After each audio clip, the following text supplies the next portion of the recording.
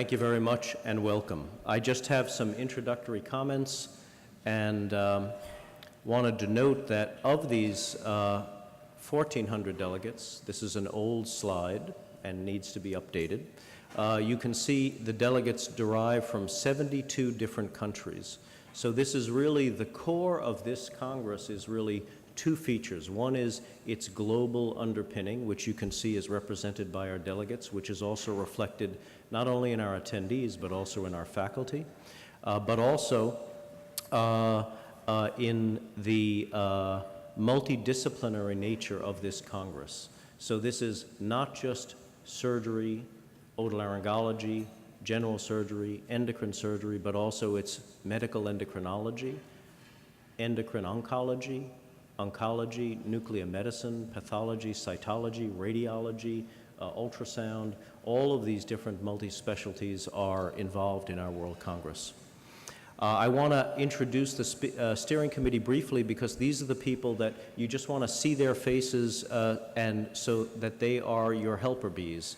As you, Jeremy, Brian Haugen, Jatin Shah, Ashok Shaha, Steve Sherman, Ian Witterick, and I'll get to these. Can you turn that slide down now? Just halt the slide there, yeah. Go to the next one, and just halt that slide now. Before I get into some of the discussion of some of just the practical issues to help you mediate the Congress, I just wanted to introduce a couple of individuals that will help welcome you to our Congress. I wanted to first introduce Dr. Keith Lillimo, who is Surgeon-in-Chief, Chief of Surgery at Mass General Hospital and the Gerald Austin Professor of Surgery, Harvard Medical School. Dr. Lillimo, after undergraduate work at University of South Dakota, obtained his MD from Johns Hopkins in 1978, and he joined the faculty in Hopkins in '85 and rose to the rank of professor there in 1996. In September '03, he was appointed the Grossfield Professor and Chairman of Department of Surgery in Indiana University, and in May 2011, the Surgeon-in-Chief and Chief of the Department of Surgery at Mass General Hospital in Boston, and is the Gerald Austin Professor of Surgery, Harvard Medical School. He served as president of multiple organizations, including the Society for Surgery of the Alimentary Tract, president of the Society of Clinical Surgery, president of the Society of University Surgeons, and president of the renowned Halsted Society, and is immediate past president of the American Surgical Association. In April 2015, he was inducted into the Johns Hopkins Society of Scholars. Dr. Lillimo?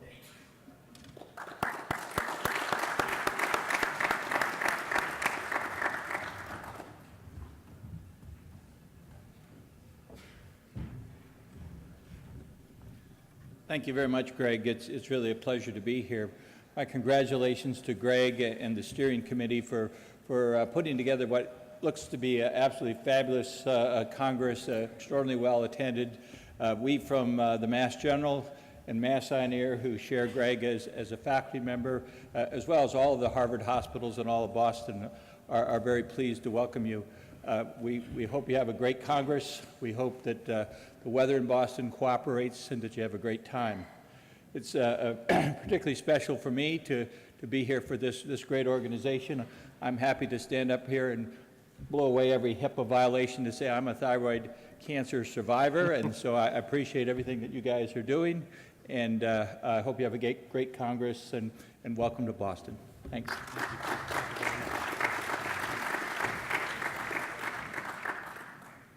Thank you, Keith. I'd like to now introduce my boss, Dr. Brad Welling. He is the Walter Auguste Lecomte Chair in the Harvard Department of Otolaryngology and Chief of Otolaryngology at Massachusetts Eye and Ear Infirmary and Mass General Hospital. After undergraduate Bachelor of Arts in Chemistry with a minor in Japanese at the University of Utah, his otolaryngology residency was done at University of Iowa in Iowa City, with fellowships subsequently in otology, neurotology, and skull-based surgery with Dr. Glasscock. He joined the faculty of The Ohio State University, completing his PhD in pathobiology and has an honorary Master's of Science from Harvard University.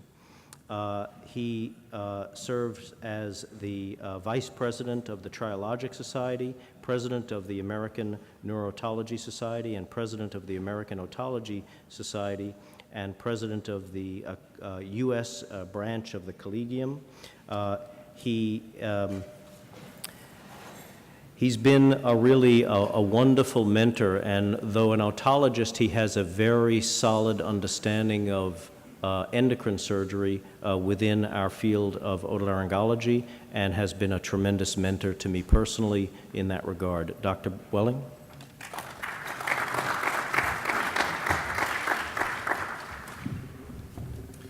Thank you, Professor Randolph. It's a great joy and a pleasure and honor to be here to welcome you to this wonderful Congress. I think that the magnitude of what you're accomplishing here is stupendous. I realize I might be a little late in welcoming you to Boston because it looked like there was a full slate of activities yesterday with the ultrasound courses and the international symposia, so maybe a little belated, but welcome to Boston. On behalf of the Harvard Department of Otolaryngology, it's great to have you here. I'd like to thank all of you who are participating, whether you're teaching or learning. I'm sure that you're here to share your knowledge with your colleagues and to enhance your ability to treat patients, and at the end of the day, that's what makes our lives satisfying, to foster those relationships collegially and to better care for our patients. So it's really nice that we can help in that small way.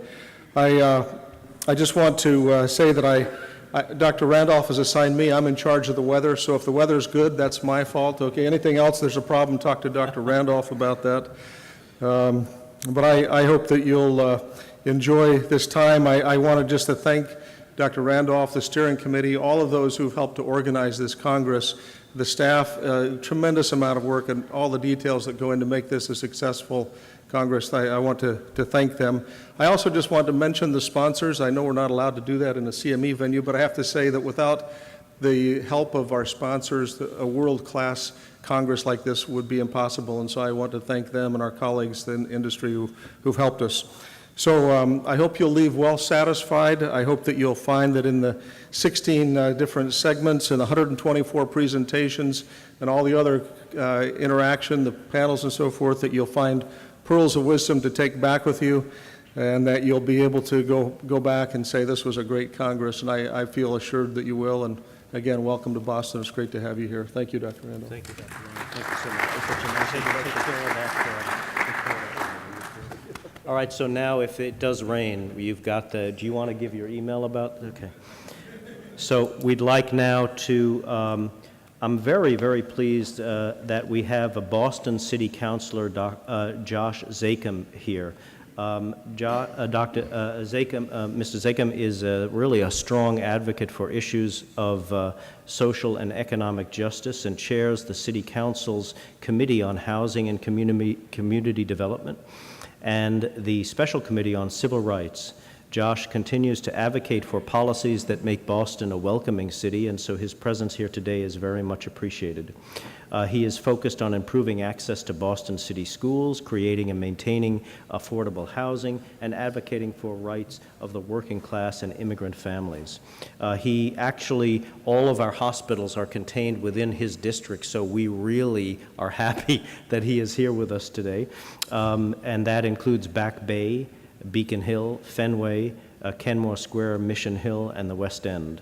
In addition to his role in the City Council, Josh continues to be an active board member of the Lenny Zakem Fund, an organization founded by his late father and friends, supportive of innovation, grassroots organizations dedicated to tackling complex social issues. Josh?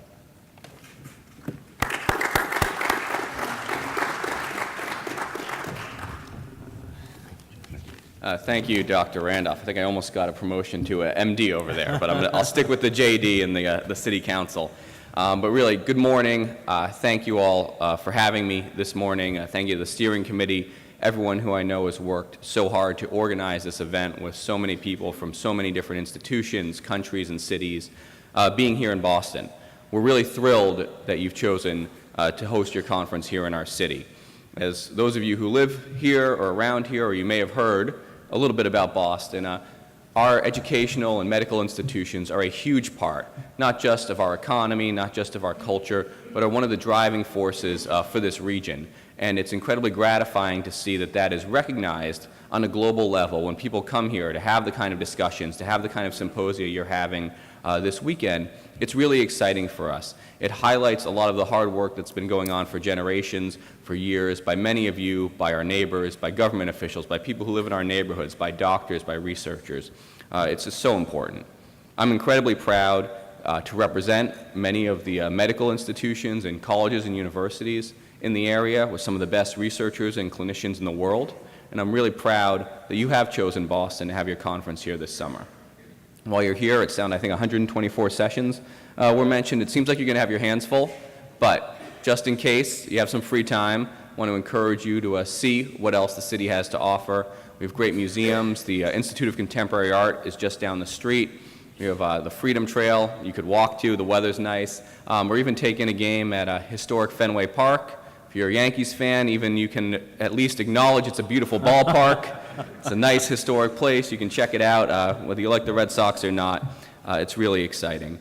But I really do want to just thank you all for the work you do every day, for being here in Boston, and at a time when, I don't want to get too political here, but when science and even access to health care is really under attack here in the United States, it's more important than ever for people like you to be here, from 70-plus countries, coming together to talk about how we can bridge gaps in knowledge, in culture, and figure out ways to work together to end thyroid cancer, to continue building a community here in Boston and back home where all of you have come from, of a welcoming place, a place that embraces knowledge and reason and rationality, and hopefully make things a little nicer as well in our community. So I won't go on. I've been in elected office a few years. I could probably talk the length of your conference, and I know you don't want to see that. But really, thank you for being here. Thank you for having me. I hope you have a wonderful weekend. Hope you learn a lot, and I hope you get a chance to explore a little bit of what the city of Boston has to offer. Thank you.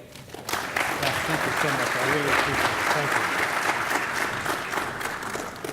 Very good. Well, that's very nice. Thank you all, Dr. Welling, Dr. Lillimo, and Mr. Zakem. Thank you so much for your time and your welcoming comments. So I just want you to all appreciate that this is the largest thyroid cancer meeting that's ever been held on the face of this planet, and you're all part of it. And so it is very important to us, your experience. We have spent years working towards this conference to make sure that these few days are the very best educational, networking, communicative set of days for thyroid cancer knowledge acquisition that you can possibly have. So I wanted to please just have each of the steering committee stand. Ian, these are the people who you will access. Ian, can you just stand up and hold up your hand there? Dr. MacGyver, Dr. Freeman, Dr. Shaha, Dr. Shah. Do we have, is Ezra? Is Ezra here? Okay, very good. I'm sorry? And is Dr. Haugen here? So the faces that I showed you are the people that you can access. Any of the golf shirt, black shirted individuals also are the technical AV people, but these steering committee members are your friends. They want you to have a great time here, and so please access them as you feel is appropriate. So, in terms of just the organization of the hotel, being a little dyslexic, it's easy for me to get disoriented, and I found a way of managing the hotel a little bit, and it's relating to this map here that Bobby Hoffman of the Bailey Group was kind enough to make. So the star is where you enter the hotel, and if you walk directly into the hotel check-in, if you're standing at that check-in where you did with your luggage to get your room, to the right and down the escalators is where you are here now. To the left side is the Marina Ballroom, and to the left and down the escalator is the exhibit hall. So it's kind of relative to where you checked in, the left end down or right end down. Can we advance those slides now? And so the Galleria is to the left side of the lobby and down, and then that is also where the Harbor Wing conference room, group of conference rooms is. The faculty presentations, just a note to the faculty that we want you to upload your, can I have that, the timing of that turned off? We don't want it automatically to advance. If you go to slideshow and click off timing, that should do it. So let's go back one.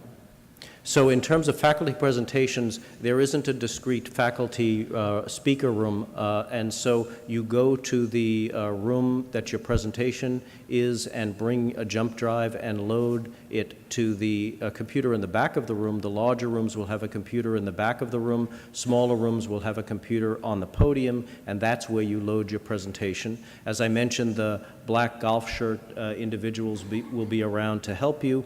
And there is a faculty lounge in the Payne room, lobby level, where you can review your PowerPoint slides. This is World Congress 3.0, and so we do plan to have a 4.0 in 2021 in Boston. There is also some discussion amongst the steering committee of a World Congress 3.5 in 2019. The exact formatting of that is still yet to be decided, but just keep it, save the date that in 2019 there may be a World Congress event, location to be determined, but 4.0 in 2021 will certainly be in Boston. And we just need to be, there we go. So this international component of the World Congress is denoted by what Dr. Welling mentioned, some of the programming yesterday. We had a Latin American symposium that Miguel Herrera put on, which was packed. We had an Indian subcontinent, Asia-Pacific Rim symposium also yesterday, which was packed, and an Indian subcontinent symposium as well in the morning yesterday. We've introduced Dr. Welling and Dr. Lillamo and Councilor Zackham.